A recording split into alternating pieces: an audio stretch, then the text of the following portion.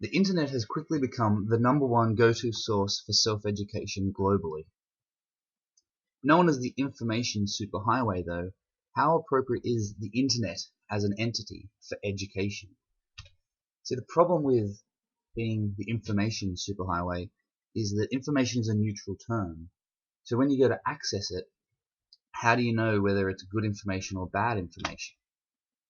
See, we've all been told you can't trust everything you read on the internet, but no one then goes on to tell us how we discern what we can trust.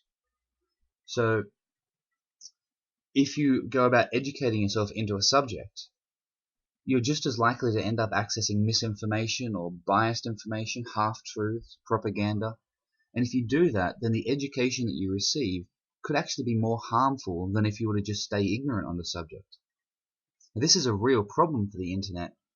I would say it is the problem of the internet. Luckily, we have a solution.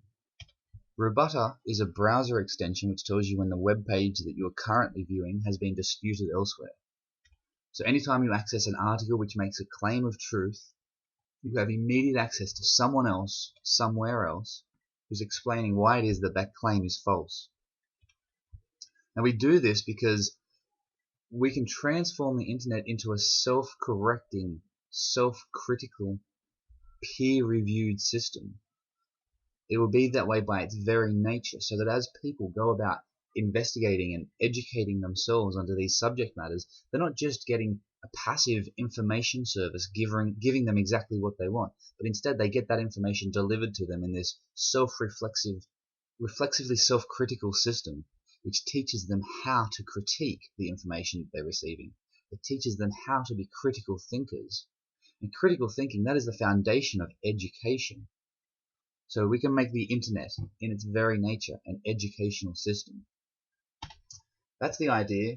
This is the team doing it. I've successfully started a website 7 years ago, which has been profitable and niche dominant. I have a background in philosophy and science. My co-founder has successfully run his own freelance software engineering business for over 20 years. We have a number of advisors. I put up Dr. Aubrey de Grey because he is an incredibly strong supporter of our work, and he's been helping us by putting us in contact with his friends Chris Anderson of TED.com and Ray Kurzweil, famed successful entrepreneur, but also the head engineer at Google at the moment.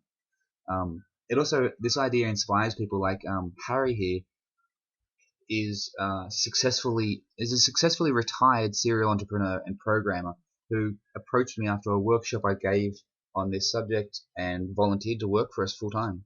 Just anything that we have to give him, he will do it, and he's been amazingly active and a great assistance to our development. We've also received some equity-free seed funding from the Startup Chile program. We won a scholarship just recently to Creative Innovation Conference.